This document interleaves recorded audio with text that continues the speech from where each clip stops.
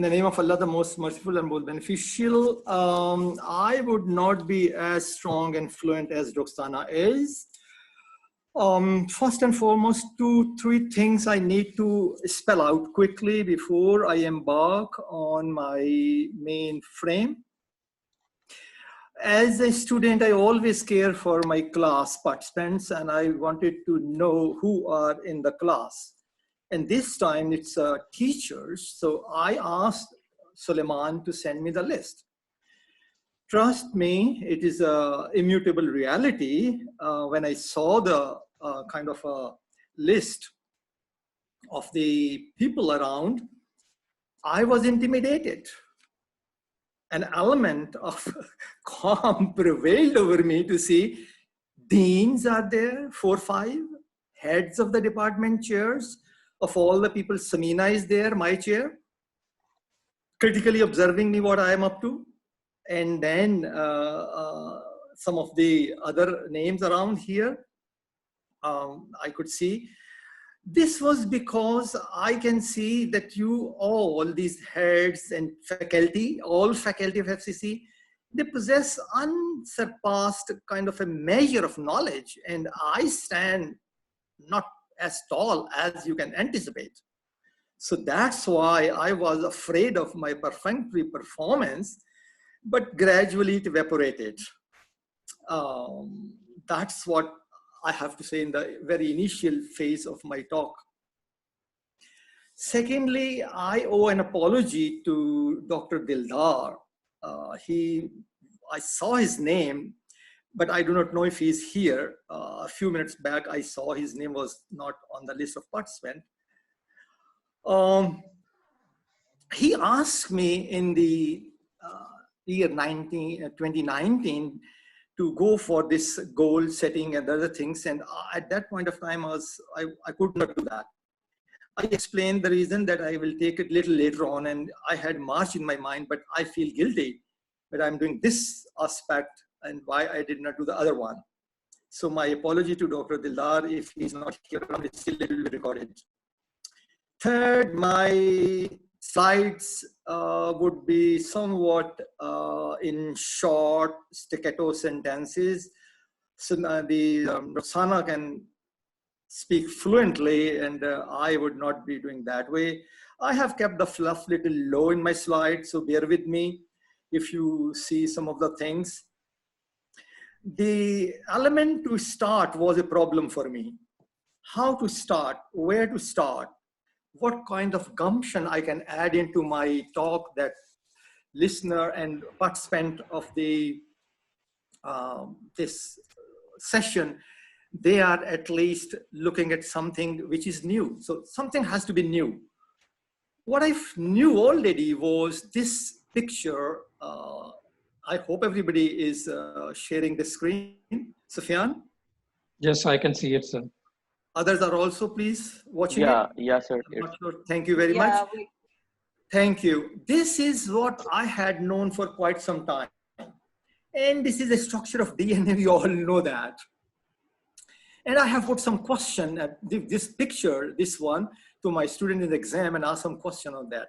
And this says over here, the music of life.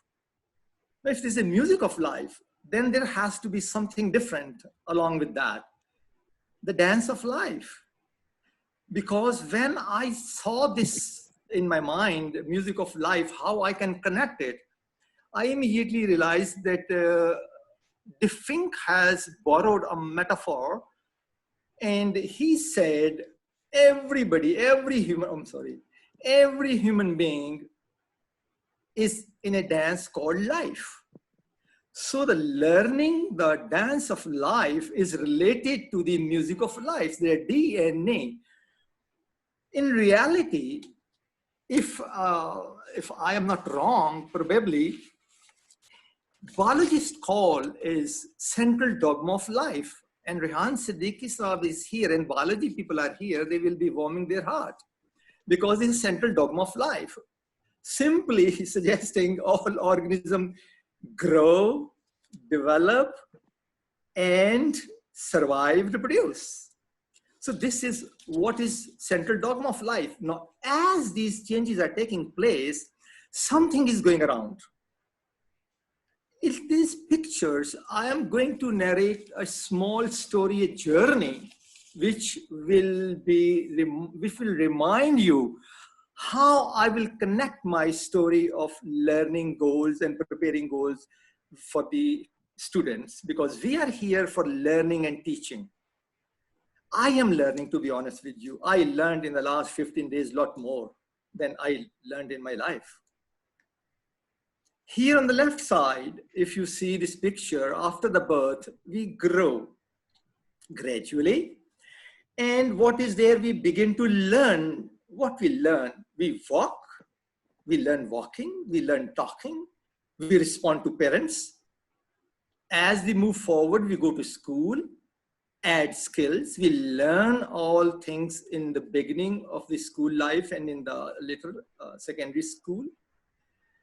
Now from the school stage, we go into the adolescent. Here, we learn building relationship. This is a picture of FC College student in the library. The kind of relationship where you have a family, you have outside relationship, friends. You can be in a position to accept responsibility. Students do job at this point of time. So you're learning. Everything moving around learning over here. And now from this adolescent phase, I am here to say, now you are a young adult. You have learned to love your family, your spouse, your parents, your children. So this is a picture to show that you are a young adult. You are handling love relationship with the family and others. You are housekeeping. From the adolescent to young adult to now you are here in the middle of the frame. You are basically a mature adult. I read it that this brings some kind of a feeling that gives meaning to the life here. You are involved in leadership. Many of you are leaders in the FCC college. So this is a stage where you are making decisions. You're accepting responsibility. You are providing leadership and learn how to let children go from the home because you are adults mature enough to handle the situations. They develop their own house as they go. So from this phase of mature adult learning process, we go to the senior adult. Here in the picture, I have to search from Pakistan culture and I could find this out, fulfill my thinking process where I can say senior adults have to handle how to use increased leisure time, how to handle growing physical limits, we know all that, and then handle prospects of approaching mortality. This is where we are in a phase thinking, okay, enough is enough. We have spent good time. What we have to do, we have done. So what's the next phase after all this? Cyclic phase of learning. Generation after generation, we learn. And here is what Fink says, it's not me. Need to learn never stops. And it affects two things. Quality of your life, interaction with others. Sometimes you feel, oh, he is very fussy. He is a nut to crack. That is what learning is all about. How you behave, how you react, how you interact, how you love others, how you handle students, how you love seniors, juniors, all it happens. Fink goes further to say the dance of life steps are not cyclic. Generation after generation, it has happened, as you see in my slide over here. From centuries it's going on. My parents did that. I'm doing it. My children are doing that. So it's the same. But there's a learning going on. The learning is maybe still different. There are some steps which are linear. It's a different, he describes it in the book. Technology, what is today? It was not 15 years ago. I never saw a mobile until 1992, I believe. Healthcare system. So refined nowadays that you can have your tuberculosis test in 5 minutes time. Even you can have your mouth cancerous detection in 15 minutes time. You go to clinic. No invasive procedures are needed. So things change linearly. Adolescent math, there is a drug, Molly. I was not aware of that. So there are changes which takes place with time, and we have to learn with those. And if we want to keep pace, retirement nowadays is more problematic. There are plans which are more robust and rigorous, and we may not be able to handle those. So all these things are linear changes, and changes occur in life. And this is what is a book by this gentleman, Peter Weil, V-A-I-L-L. I saw it. He introduced a concept of permanent white water. I read it. The name of the book is Learning as a Way of Being. Here he describes something. I'm not going to read it. The end is red lines, and you please read it for me.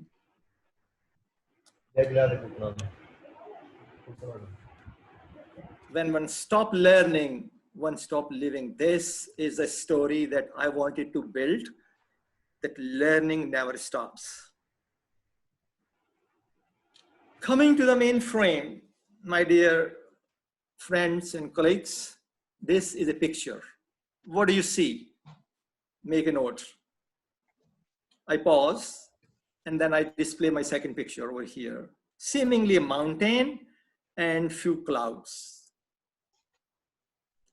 Here is the next one. Now you see the difference. What's the difference between the two? I pause. Can you make little sense what is our talk today? Instead of narrating straight away my talk, I have given a cryptic message over here. There's a way of information to convey the information, but I have found it to be a little cryptic over here. So what is this? And what is the left side pictures? Simply suggesting where you want to go. Here, I'm asking where you want to go. The next question arises, how you get there? And the third is proof that you have arrived. So the point of interest is something to remove those subtle nuances between the goals, objectives, and outcome, because they are confusing sometimes. So in my picture, if I were to ask you, what was the goal? You will immediately say, I want to climb. Now my next question is, how do you want to climb? You want a helicopter? You want to hike? You want a chairlift to move from one end to the other end? There are ways to reach up the top. So that is where you are undergoing a process. This is the process. One is your aim. There's the aim. The other is a process. How you achieve your aim is a process. You say, I would walk on the top of the hill, hike, all right? And what's the proof? Result, you say, I have a flag, FC College flag, put it over there. So tell me, don't tell me, write it on a piece of paper. I trust you have a piece of paper. If you have taken lunch after 1:30, some of you might be sleeping. I'm afraid some of you may be sleeping. So what is this? Tell me, which of the two is more critical? Write down on your own. You get all it wrong. This is the process. This is the result. What the thing says? Now the clue is there for you. Always, always, the result is more significant. The end result is more significant than the process. You can use any process to reach there, but end result, did you achieve what you wanted to achieve?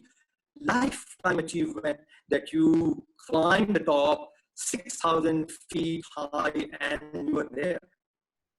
Anyway, I hope it makes sense to guide you about these points. I'm sorry. I don't understand that. The next slide would be goals. Rukhsana has put a lot of burden on my head that Wajahat will explain, and my poor knowledge would be poor to suggest how I can explain. So far, I have laid down little foundation about the goal, about the objective, about the outcome of that, which is the learning outcome. Major thrust is on outcomes. So why goal? Because I saw there are fears, at least in my mind, if you are hearing me.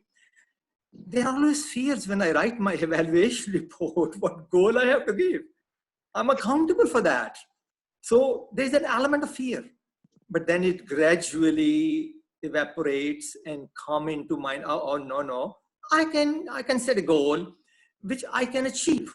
So fear and hope go hand in hand, and you have goal and the reason why we have goals. Broad statement, intended, objective, I call. You can differ. The definition may be abundantly available to you. You may have your own ways, but generalized picture is that a goal is basically what we want to achieve. It's a broad picture. To be honest with you, I learned it from a professor. I had a debate with him, and even I have read the Fink. He came twice at HEC college. I have the privilege on both occasions to be with him. And some say goal and objective are the same thing. But let me ask a question, a simple question.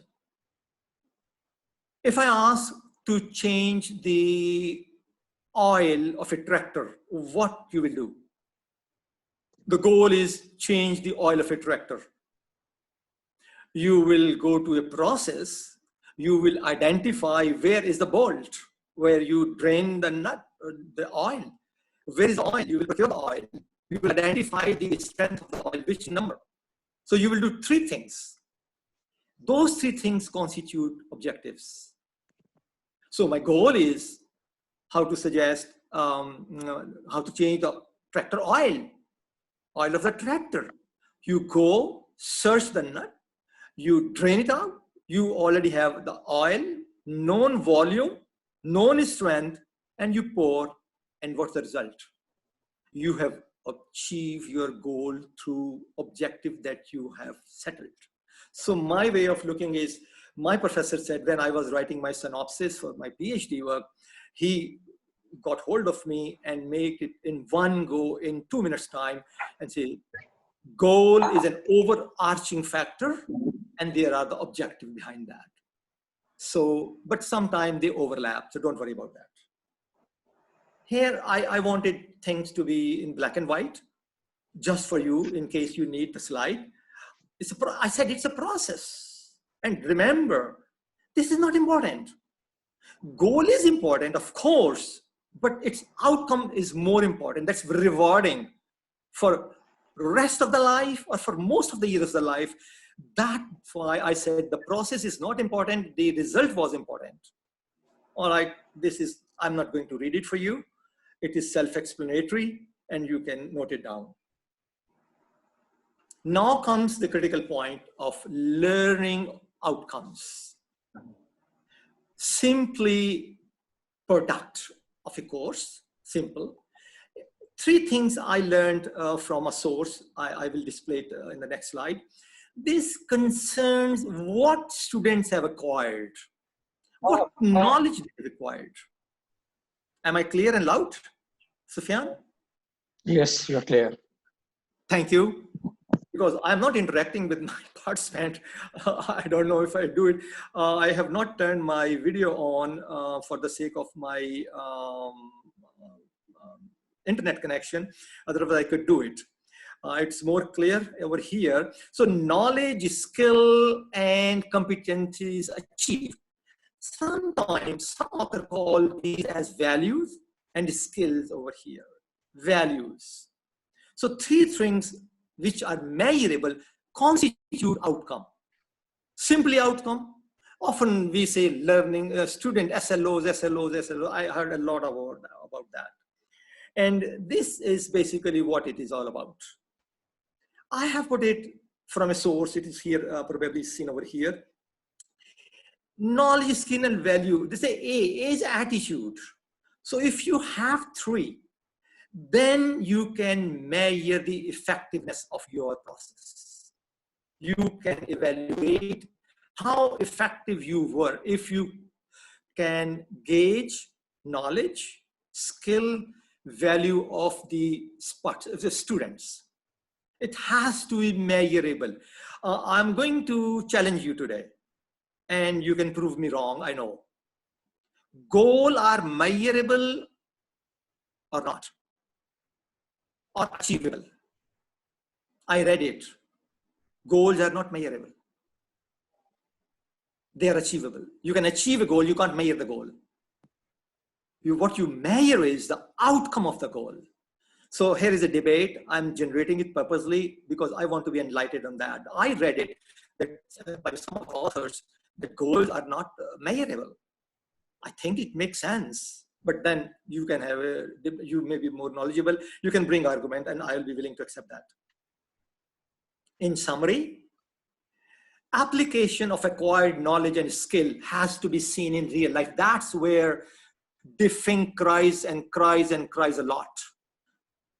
So Roxana was fulminating on situational factors. Absolutely correct.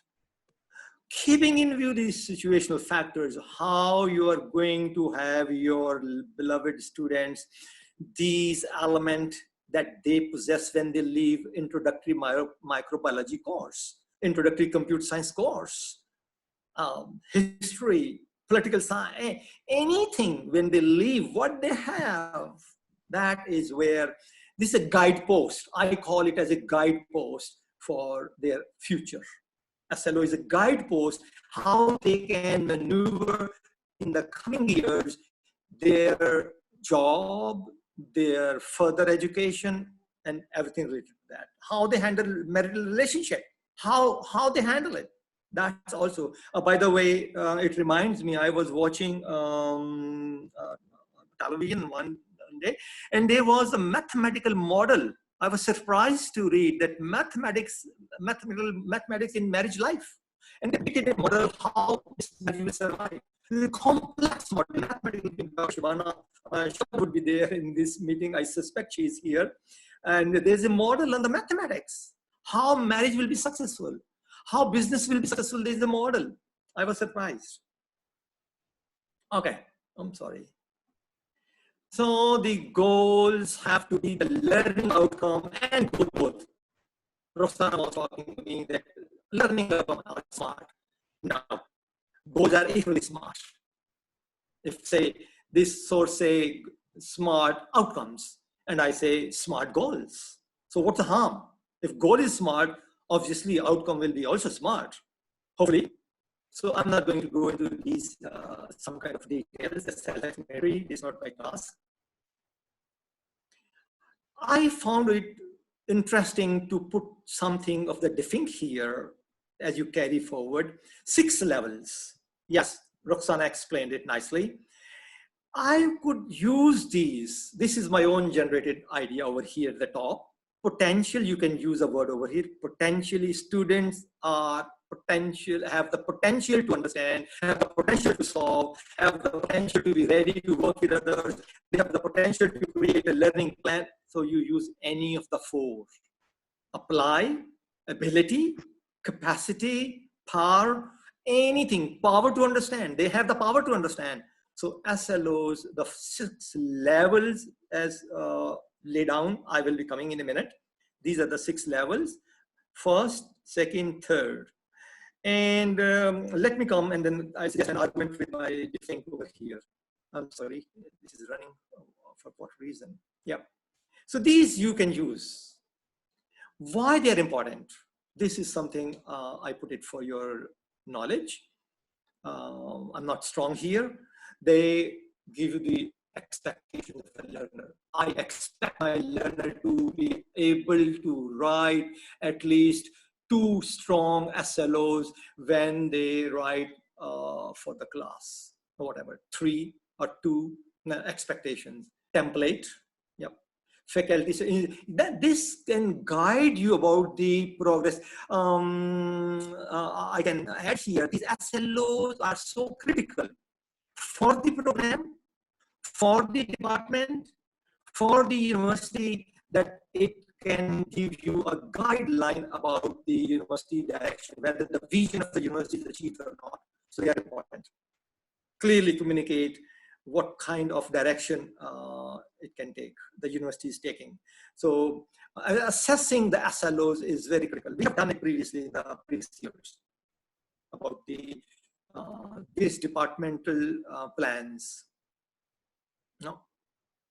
How to write over here? I have a little bit of a point for you to talk over here. And I would just read these lines, and I say when the outcome or the goal is not too broad or too specific, what it means. I was going through the literature, and what I found was a question presented over here. The question was fairly simple. As an astronomy professor, is my voice clear, please? Yes. Sufyan? Yes, it's clear. Thank you. As a professor of astronomy, a question was posed. Understand the basic concept about our solar system. Here is a question. When I was referring neither too broad nor too specific, what it mean? This is Kaveh, keep, and that's not a problem. What's broad? And when the question is concept about solar system, then the problem is this an answer that basic fact about each planet? Because the question is basic concepts. Is it basic fact about each planet? I explain as a student, or as students say, I have learned different tales about solar system as they were created. So it is too broad. The question I present over here is that understand the basic concept about solar system. The reason I didn't put the question is that Roxana may be angry if I put 2 minutes slide. I had about 50 slides. So I thought I will cover in 35 minutes time. And so Roxana may be angry that I didn't put this question, but I wanted that question to be there. So there is a broad answer and the student may be confused. Too specific. If I were to ask a student in my class, learn the technique of Sox-led apparatus handling, it's too narrow. I'm only asking one step. No, neither too broad, not too specific. Fuzzy words to be avoided. I was wondering, what is a fuzzy word? I'm young. Am I 25 years of age? I'm 35 years of age. So young word is fuzzy. I'm tall. Am I 5 feet 8 inch? I'm 5 feet 6 inch. 5'6" is tall. 5'9" is tall. 5'10" is tall. So this is something for you to see. It's not a big issue over here. Roxana has dulled it over here nicely. There's no need to go. These are the 4, 5, 6 levels. And she have rightly indicated they are under these 3. So the discussion with the gentleman, the think was, I was arguing with him and he agreed. If you are unable to generate goals and learning outcome for 6 levels, it's perfectly all right. Nothing to be concerned about that, because human and caring go hand in hand.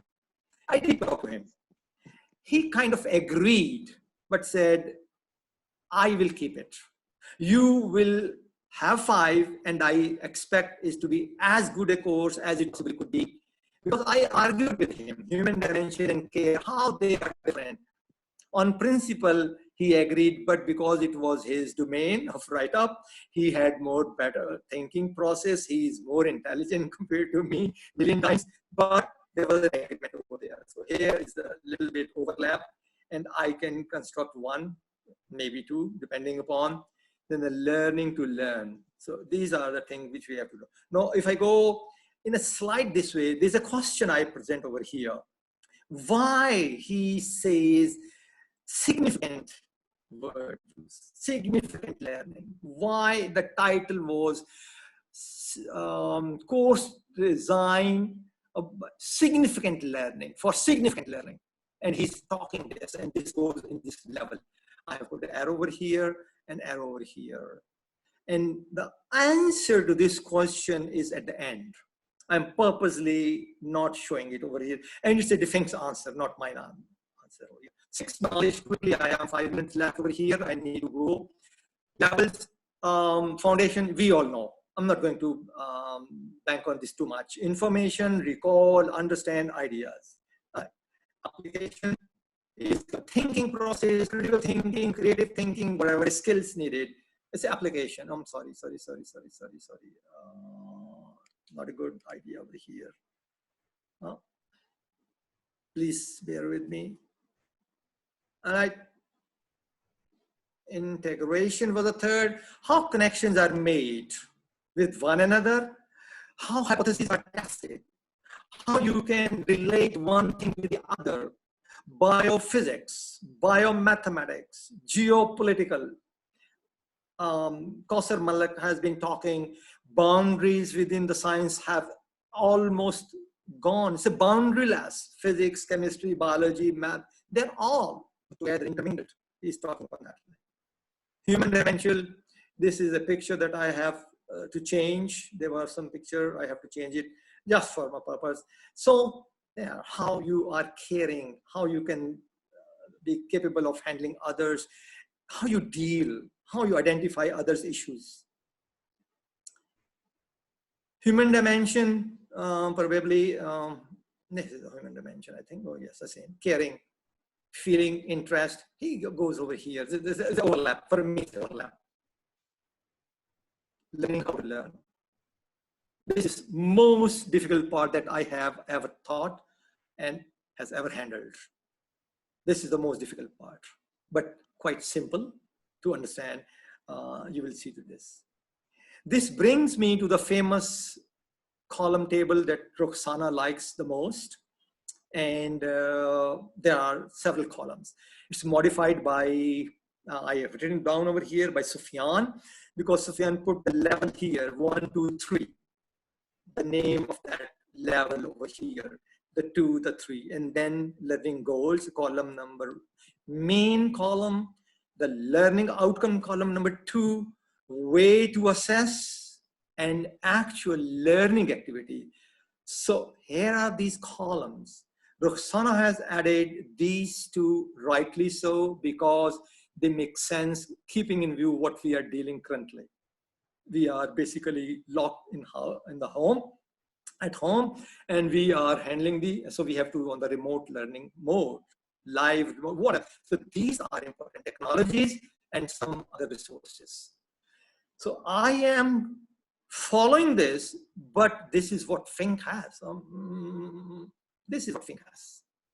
I prepared it purposely. It's easy for me to handle it. See, goals, oh God, goals, foundation, application, so on, learning outcomes, assessing activities, learning activities, and other 2 columns, make 6 columns. So I could handle these, not those. So, but you will follow this one. This one. Of course, you can do that, and you will be expected to do that. Here are the, now I have done something. Being a plant physiologist, as a self-respected plant physiologist, I put down, yes, I'm going to run through. I'm going to run through 6 level and 6 outcomes. 6 outcomes. Critically review it and let me know my improvement. This is what I have over here.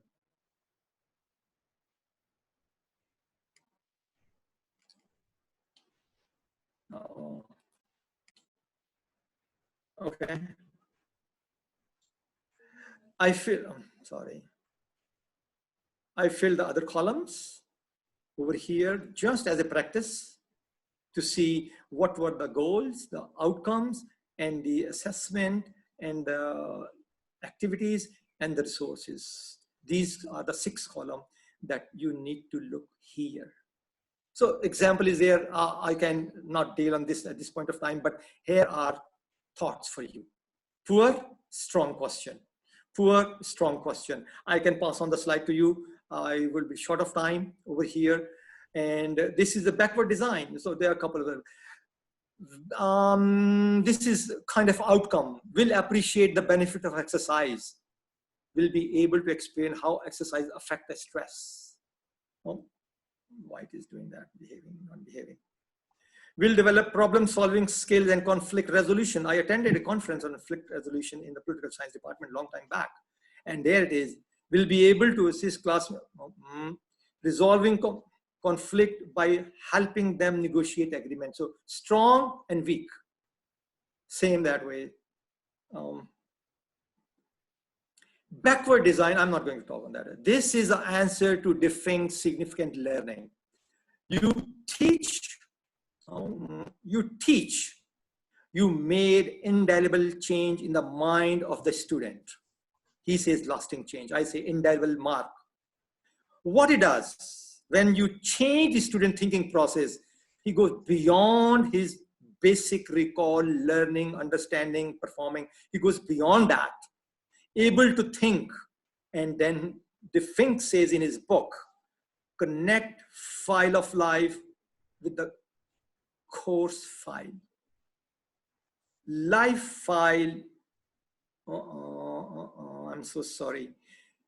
Course file with life file, De Fink picture, De Fink book over here. This is the story which goes long way to go. This is significant learning. So Roxana asked me to talk. This is backward looking. This is forward looking assessment. What is forward? I will have to give the example to you. Forward, there are criteria and standards. Don't have time to look.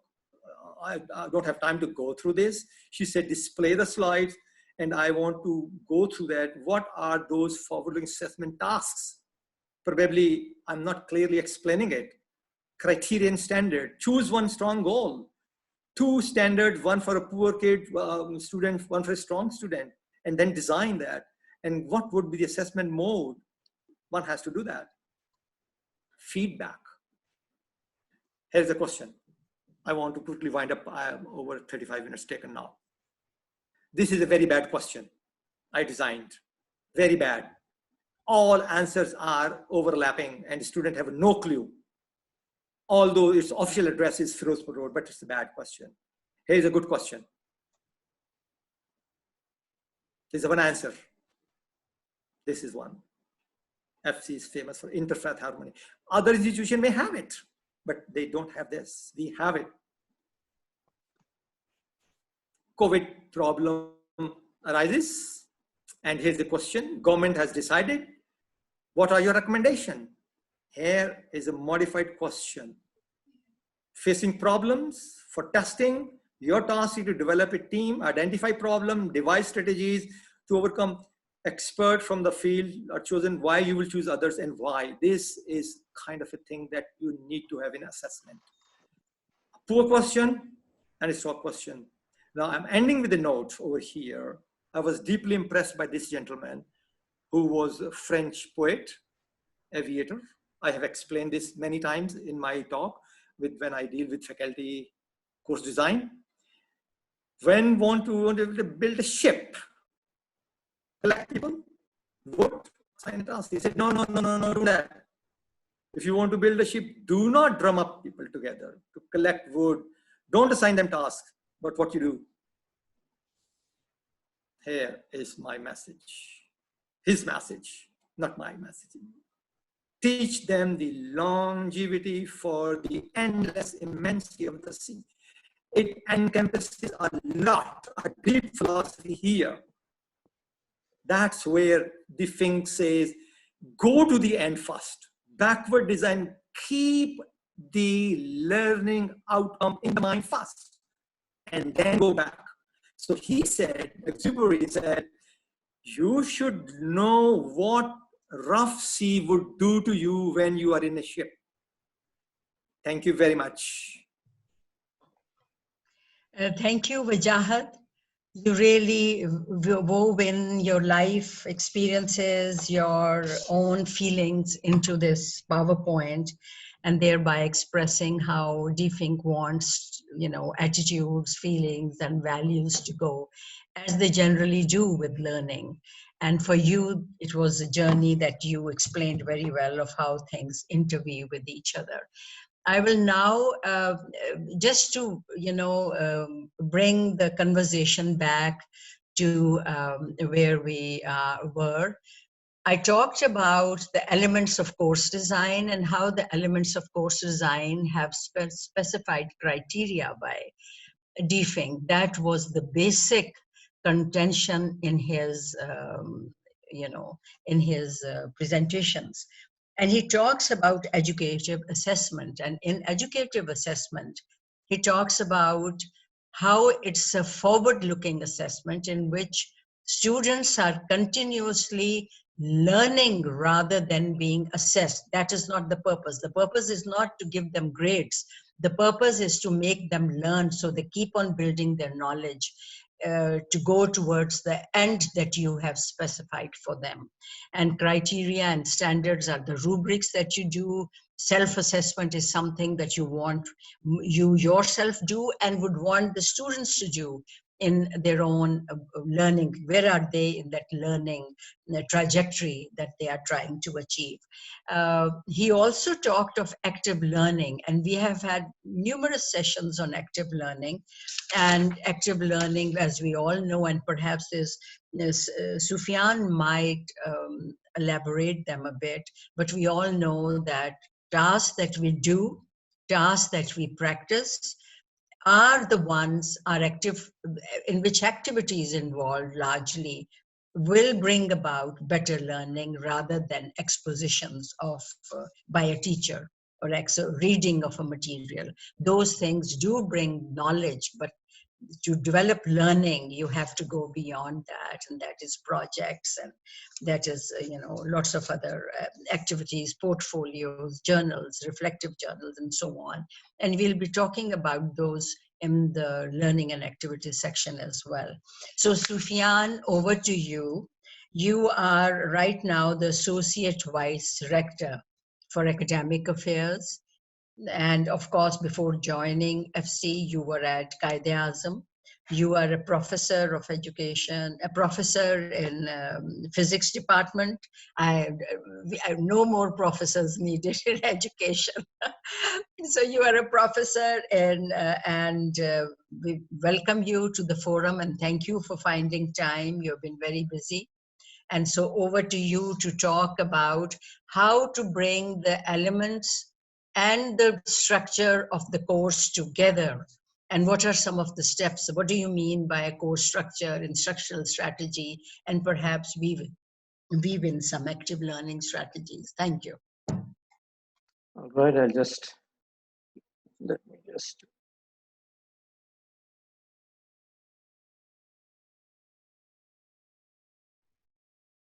Okay.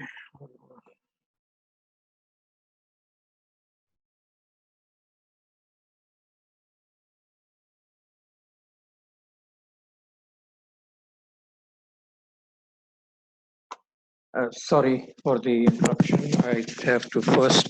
Can you hear me? Am I audible? Yeah, we can hear you. Okay, yeah, then.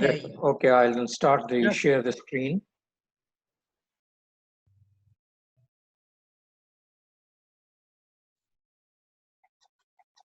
All right, this is the 4-column table which Dr. Wajahat talked to you about. I've made it more simple. The learning goals and the SLOs are the first column, assessment activities the second, learning activities and resource technologies in the third. Now, how do you align your course to your learning outcomes? The question you have to ask yourself first is, where am I going? There are different strategies you have to adopt. The students have to know exactly this is not where you are thinking where you are going, but you are telling the students to know where they are going. Currently, because you are students, therefore that is why I'm saying Where am I going? I'm trying to be slightly the instructor. The first strategy is to provide students with a clear and understandable vision of the learning target. What is the learning outcome you're looking at? What do you expect of them? You have to be clear about the expectations before you start the course or before you start a particular topic, so that the students do not have undue expectations, or if your expectations are very high, you can then modify them. You have to use examples and models of strong and weak work in telling them what your expectations are. Where is the student now, or where am I now?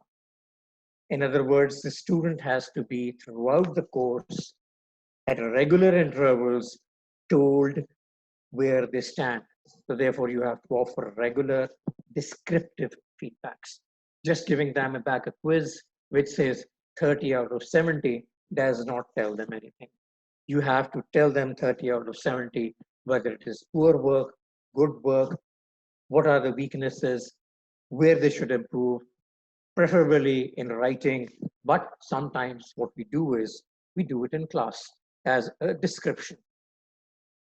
You have to teach the students to self-assess themselves and set their goals. In other words, they have to take small baby steps in achieving your expectations. If anybody has any question, please stop me and ask. I feel more comfortable answering questions than speaking to slides. The next you have to look at, or in other words, inform the students how they can close the gap.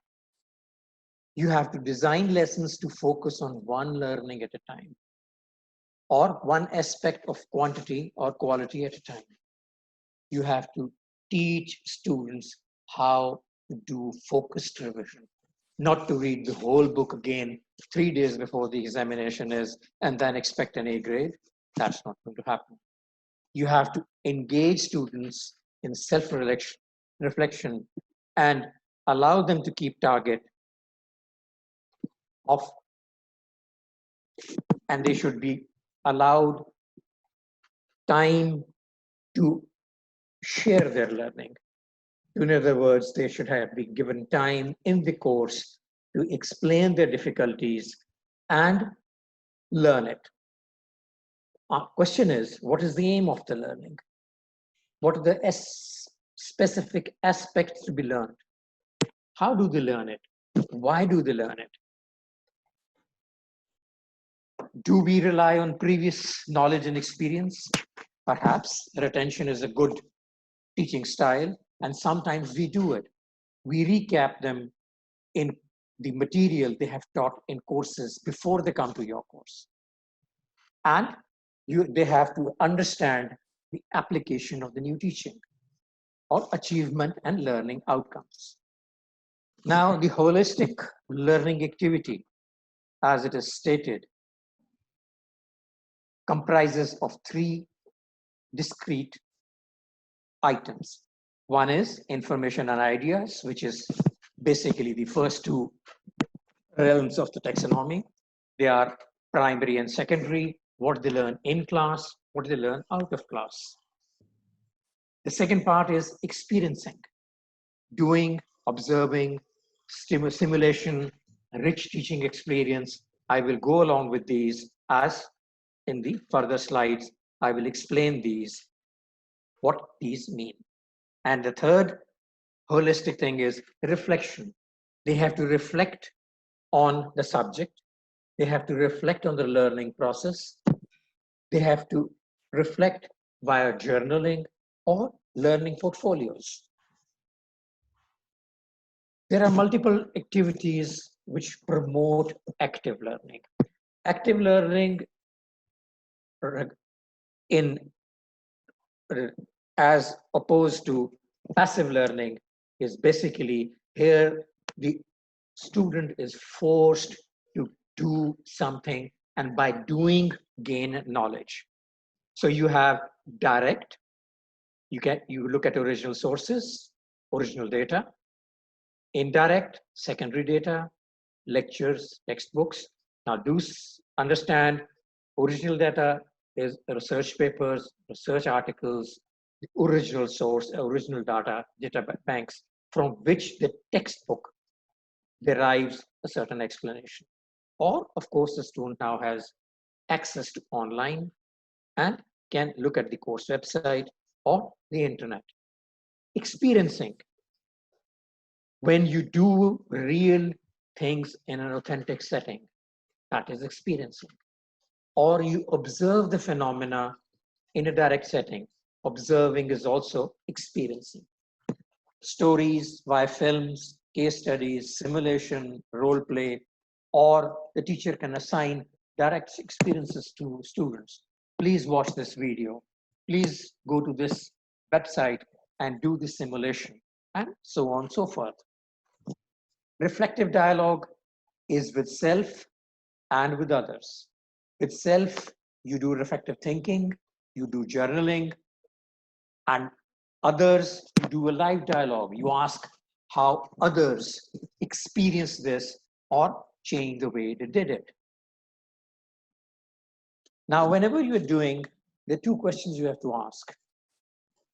First, in your learning outcomes, which of the three components, which are these experience, information, idea, and reflection, are covered in my learning objective? You can have only one component, doesn't matter. If it has more than one component, so much the better, the more the student will learn. Question 2, how can you strengthen the experiential component? So if the point number 2 is there in your learning outcome, you have to think how this can be enhanced so the student gets an experience in what this means.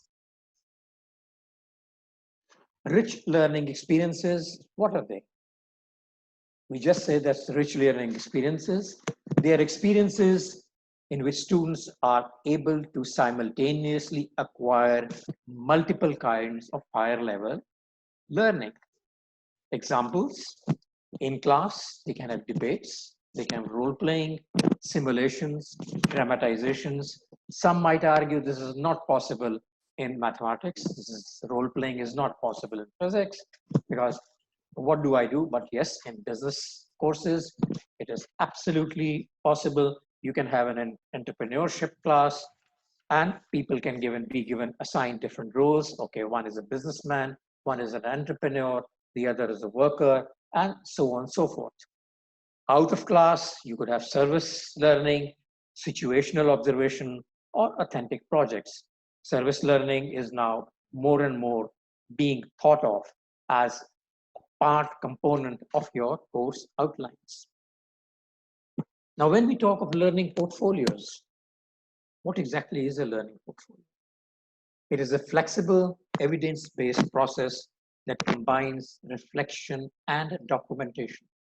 Do understand at the end of the course, an assessment has to be made.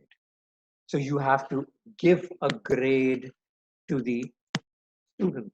And unfortunately, we have to be discriminative in that. We have to sift out the good students from the bad students. It is a way of engaging students in ongoing reflectiveness. And because they reflect on what they have done, it is a collaborative means of learning. And it is more powerful means of learning. Now, the learning portfolio, what did you learn in this course? This is not necessarily the course. What did you learn in this week?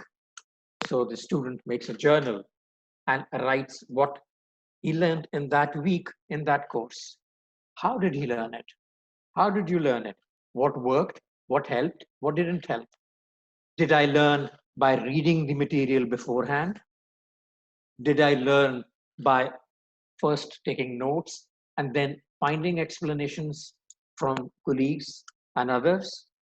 What does it tell you about yourself as a learner? Whether I'm an active learner or whether I'm a passive learner? What is the value to you of what you learned? For yourself, for personal life, professional life, this is the caring component that is coming in. The What is your plan for future learning? What else do you want to learn? Is it you just want to do this course and that's it? I got my grade, I'm finished with physics, now I move on to other things. Or perhaps you would like to learn more about what the professor said, and perhaps you might have an inkling in your mind that there is something more you would like to learn. Now, this is a model of active learning. We have experience, information, ideas, reflective dialogue, and Wajahat talked of educative assessment, forward-looking assessment, criteria and standards, self-assessment.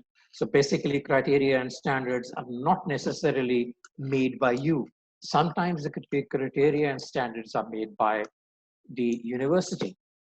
That sometimes the criteria and standards are made by the academic councils, by the professional councils, that at the end of this course or at the end of this program, the students should have these skills. So those standards are part of the assessment.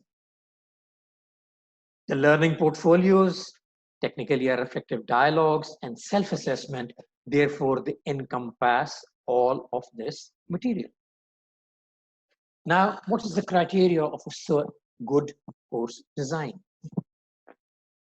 You learned about learning activities, you learned about situational factors and teaching and learning activities. You've already done that. Situational factors, of course, in the COVID-19 era has changed up slightly, and therefore before you start with the course, you might have to take a survey of the students about certain questions, whether they have the tools to do an online study, or whether they would require asynchronous teaching, or perhaps a correspondence course, etc. Educative assessment, Dr. Wajahat has talked about it. What I'm going to do is, I'm going to talk about integration of these three activities. The learning goals is also, of course, contains learning outcomes. To integrate the course, we will go through the 3-column table, a weekly schedule, devising a teaching strategy, and making string of activities. Now, the modified 3-column table, the learning goals and the student learning outcomes is column 1. The assessment activities, column 2. The learning activities, column 3. And the resources and technologies you use are in column 4. Basically, in the modified guidelines, these were 2 columns, the resources one and the technologies adopted into the other, but you can use this as I find it more convenient. In a normal, regular semester, you have a Monday, Wednesday, Friday class is going to meet for 15 weeks. Therefore, your course has to be designed for 15 weeks. In other words, you have to break up the course in 15 components. It does not mean that they have to be 15 equal components, but your course has to be covered so that part of the courses where you think you would require more time might be covered in 2 weeks. And part of courses where you find that they are covered, they can be easily covered in a shorter period of time. They might be covered, let's say, in the 3rd week, but one lecture of the 3rd week takes up material which is going to be covered in the 4th week. This is up to you to decide as faculty how you go about this. And by looking at the experience you've had at teaching, you would know what material would require more time and what material would require a smaller amount of time. And therefore, you make your lesson plans accordingly. If you have only Tuesday, Thursday breakup, or in other words, you are taking 1.5 hour lessons on 2 consecutive days, giving you 3 credit hours a week, then you plan it accordingly, your 15-week semester. Now, what is a teaching strategy? A teaching strategy is nothing else but a combination of learning activities, and they have to be arranged in a sequence. Now, before I go to the teaching activities, let's go back to this and give you an example. Sometimes what faculty does is picks up a textbook and says, okay, all right, this textbook has 15 chapters. So what I will do, I will take chapter 1 in week 1, chapter 2 in week 2, chapter 3 in week 3, and so on and so forth. You are going according to the understanding of the author, that this is how the course should be laid out. But having taught that course once, you might find that no, chapter 5 should be in week 2 because it contains materials that are going to be required in week 3 and required in week 4. So I cannot leave that chapter in week 5 because then in week 3 and week 4, I will be constrained to deliver material which has deficiencies in it. So that is up to the faculty to decide. The textbook does not bind you to go according to the chapters stated therein. You can redo the chapters according to how you want to deliver it. Of course, it is always advisable to go to your peers, to colleagues, and discuss with them your ideas that you want to teach it this way and see what their feedback is so that you do not run into difficulties at a later stage with students saying that we don't understand what the faculty member is doing. Now, you can have two types of examples where the instructional strategies are employed. One is a problem-based learning. You identify a problem and build your strategy of teaching on that, how to address that problem. The other is a team-based learning. The team-based learning will be taken up in a different webinar. Therefore, I would just say that it is a system available, and we will go briefly in this webinar and as we go on. Now, you have to identify for yourself your tools for your teaching strategy. A normal teaching strategy has in-class activities and they have out-of-class activities. And in a Monday, Wednesday, Friday, I have just divided the week into 5 parts: what is done in class and what is to be done out of class. And when we normally teach, okay, just a minute. In the teaching strategy, we, in this, you will have lectures in class. At the end, you have an exam.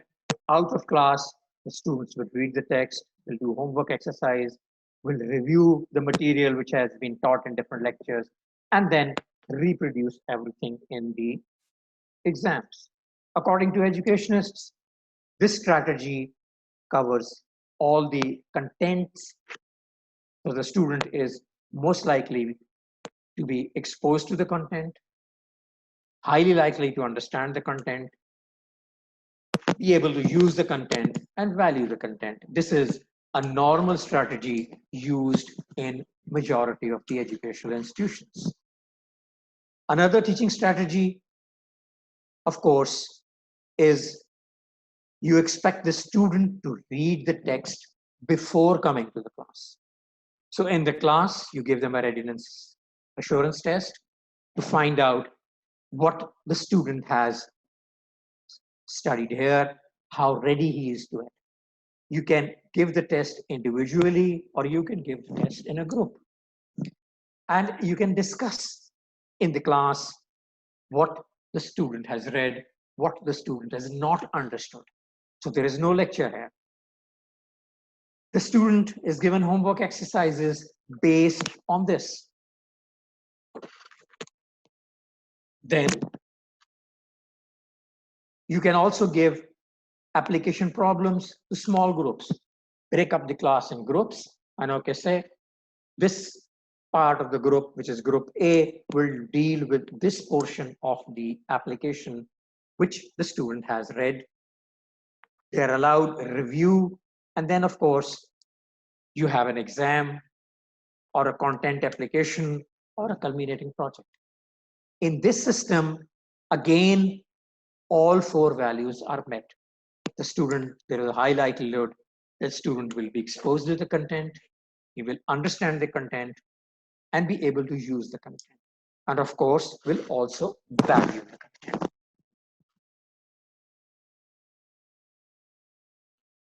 Now, the problem-based teaching starts in class. You first describe the problem. What is the problem that you want to discuss? Let us say in a biology class, an upper division course, in a virology class, the student said the big problem is what we have now is the COVID situation. And we would like this class to work on the problem. Identifying a problem is how to develop a vaccine. And you break up the group and you identify the learning issues. What is it that is required to create such a vaccine in this scenario? So one group finds out what are the data sources available, what is genome sequencing, what is PCR, and what are the different instruments used, and therefore they find specific information on different learning issues or learning objectives of your course or of that big problem. The group sees the information that is gathered, they solve and answer the problems that are generated, reviews, and then group share the solutions with other groups. Dr. Sufyan, can you turn on to the slide mode? I can. Please. Yes. Is it visible? Thank you. Yep. Okay. So basically in the big problem, you are assigned the group to identify what the problem are, what are the areas they have to look at. The individuals are given specific tasks, or perhaps different groups in the class are given specific tasks. The group sees the information, they come to a solution, and the solution is reviewed, and they share the solution with other groups in that class. Now, Suleiman, could you please share the video of a flipped classroom? Sure, sir. Please do. Now, this is a model of a flipped classroom. The video will make you understand it. This is also the second item which I showed you on the slides.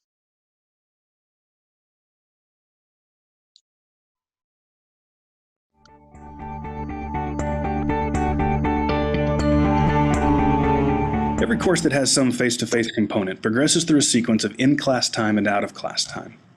In a traditional lecture-based class, students are typically assigned material to study before coming to class, but then are expected to sit through a presentation that often covers similar content, and then assigned something to do for homework, usually on their own.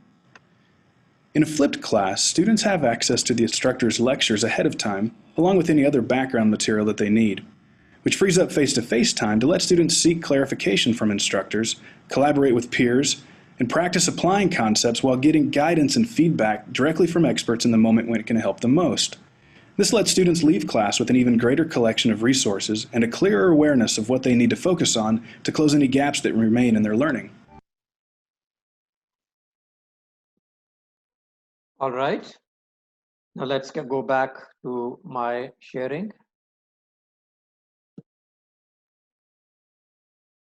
Now, in this is again a model of a flipped classroom.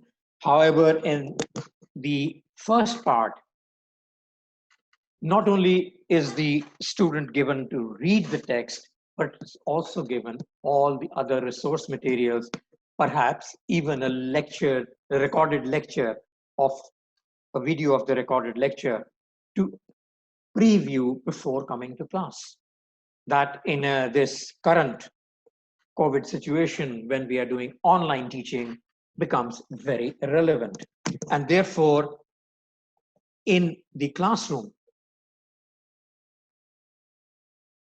the discussion becomes, again, the same context is discussed, but now it is discussed with the understanding that the students know what is being discussed and what the student questions would be basically on what problems they have in identifying what is required. And therefore, the understanding level of those students increases. Clear so far? Now, the string of activities in integrating the course is nothing else that in your 15 weeks, you have to plan when to give what activity and what activity is going to be doing what in achieving your overall objective. That is, the students learning the 6 or the 5 or the 4 learning outcomes which you have. So basically, you would give an assignment in different weeks, quizzes in different weeks, examinations, and all culminating in the final outcome of the course or meeting your course objectives. So the string of activities are nothing else but a roadmap of how you go in delivering of this course.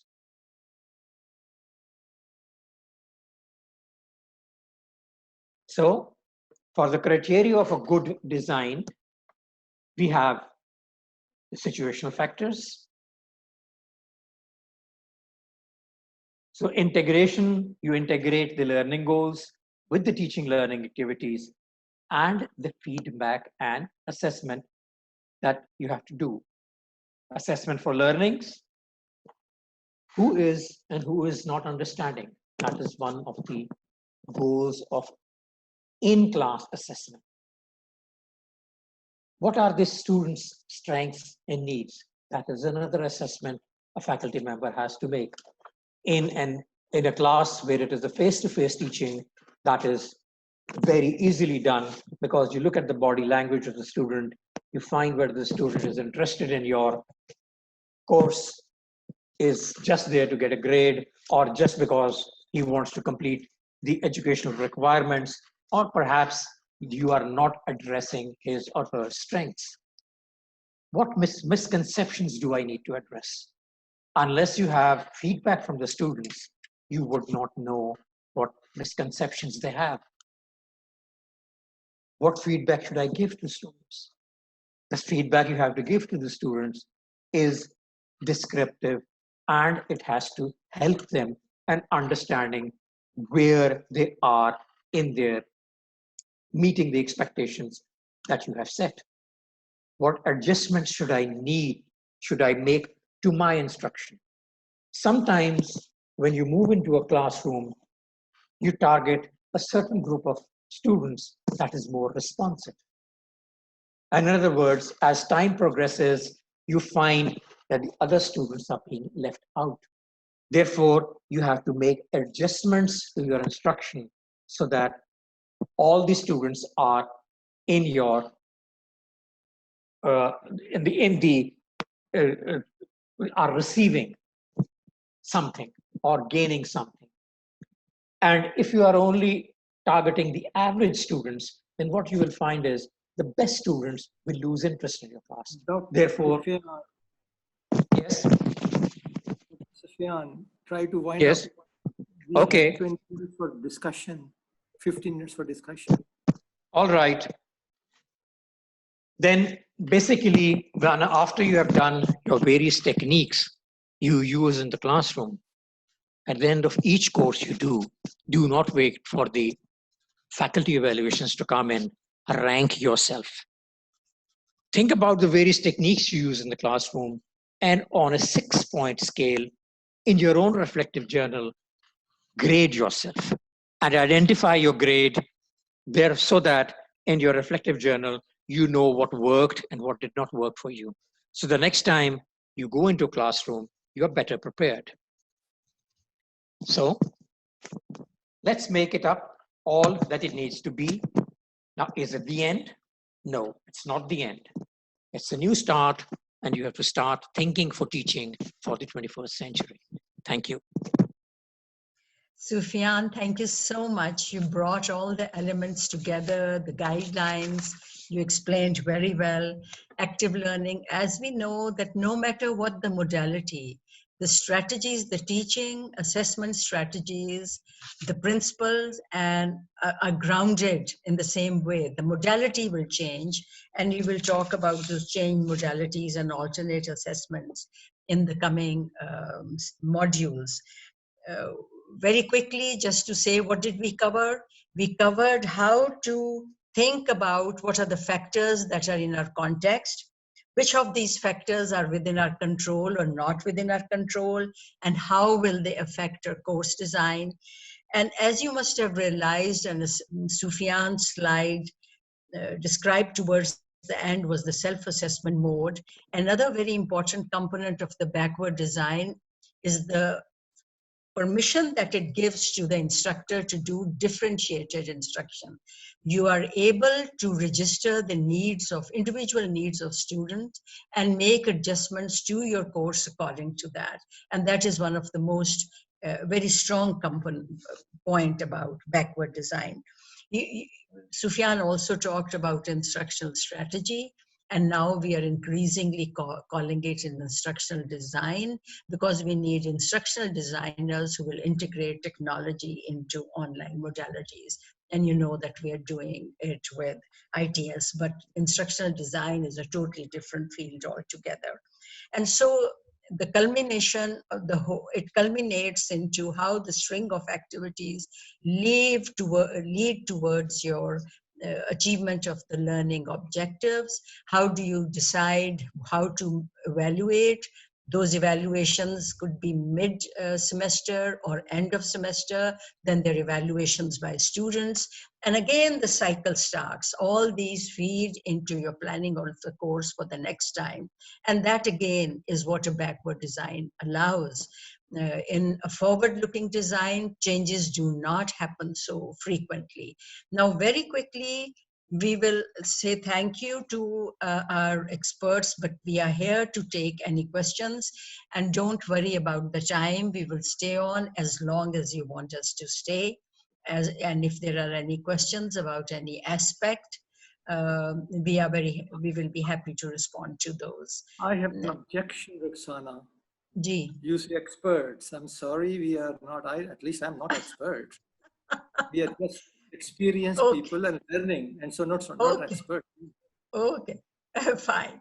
So seasoned speakers, thank yous, lots of thank yous. If there are any, we will be sending you these slides.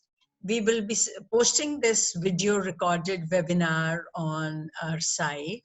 We will be also sending you additional materials for better preparing this, your course design. And if there's anything else, do let us know. If there are any questions, anything that we can say that you would like us to respond to. Ji Muttaki, you are joining from London. Do you have any comments to make, or would you like to ask about something? It was wonderful. And I must say it's a commendable effort. My subject is education, and I started from Oxford, and I think that Dr. Wajahat and yourself were very much aligned with the objectives of higher education that were prevailing internationally, especially in these times. So I'm that it's a good effort. I write about this or not, about the networked university, and I think you people are really contributing. And Dr. Sufyan also, when I his lecture also was very informative, and the things that you people have shared. And the most commendable part is that we are aligned with the international community in what we are doing, especially the empathy part towards students. That I think we cannot stress more. That is why my personal favorite is DFINC. Though Bloom has the affective domain, but somehow when we are looking at making of student learning outcomes, all over the world, Bloom's taxonomy limits itself to the cognitive domain. That's very unfortunate. They did come up in 70s with the cognitive domain. And so, like I said, DFINC is very clever. He places it up front. And that is the requirement of the time. In an online modality, there cannot be said, the empathetic approach, the caring, the human dimension, the need for social presence gets more pronounced. And DFINC places it up front. And of course, like we all talked about, like Wajahat was saying, that it is very difficult to learn and improve, but that is what online mode has done. It has forced us all to take responsibility for our learning. Gee, any other comments? We are happy to, Rehan, how is the youngest learner in the crowd doing?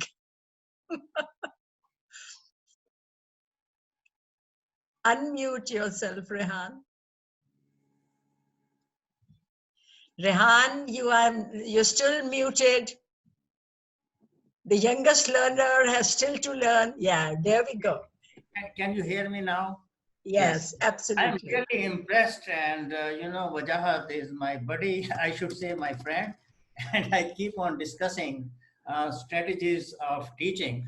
But to be very frank with you, before this start of semester system, our teaching method was what we call chalk and talk method. We will lecture and the student will listen. Okay. Now with this semester system and with all these seminars and DFINC and number of other people like you and all the other expert, I will call Wajahat and Sufyan also as expert. So what we did was that we started a lot of discussion in our teaching, and the students are very, very reluctant, You tell them in the beginning that you have to ask questions, nobody will ask questions. And then you start asking questions. And when there is evaluation of teacher, one of the things that they write in that evaluation was that please don't ask us questions. Please don't ask questions. This is the only thing that they write. They don't want to involve themselves in discussion. Anyway, we are doing that. And we are using these other strategies also. But I must say, as far as assessment is concerned, most of the questions that we ask in the examinations are learning questions, number 1 and number 2 of your Bloom's taxonomy, knowledge and comprehension. But when it comes to analysis and synthesis, I must admit that it was very hard for me to make these questions, and I asked some of these experts also to help me. I went to very standard textbooks, and they have teachers' manuals where they have these question banks, and at the end of the question, they tell which level the question is. And most of these are memory-based questions or comprehensions. Very few analysis, but they don't go into synthesis and higher levels of Bloom's taxonomy. So this is an issue, a problem that I am facing, and I hope that my experts in biological sciences will help me in the next, when I make next quiz or examination, in making those analysis and synthesis and higher order, using higher order Bloom's taxonomy. Thank you. Yeah, I would like to very quickly respond to that, Rehan, that if you go on the net, and we'll share with you, there's a whole vocabulary of words that are used for each different level. The challenge would be to find an evidence. How do you find evidence for those outcomes that you make? And Bloom's taxonomy and the words that there's a lot of a dictionary of words according to each level that are out there, and we might share those, and they apply equally to DFINCs, the first 3 components of DFINC taxonomy. And so it's very wise to use those words. Your challenge would be nevertheless to how do you have evidence, because the final stage is creation of knowledge, and how to be, that is the challenge that we have yet to, I think we have to struggle with in our classes and encourage it in our students. Is there anybody else to make a comment? Sylvia, we haven't heard from you. Any comments? Or we could call it a day. We are already down to from 79. I think at a point we had 79 participants. We are down to 66. People are most welcome to leave. Thank you so much. Sylvia is saying that online learning changed a bit the strategies we used to teach. To assess the student preferences in learning, I normally start my class with a Sylvia has given questionnaire. Sylvia has given her comments in the chat box. Yeah, I'm reading that out, and she's going to tell what is VARK questionnaire. Sylvia, you'll have to tell that yourself. Sure, you want to listen to my voice? Yeah, absolutely.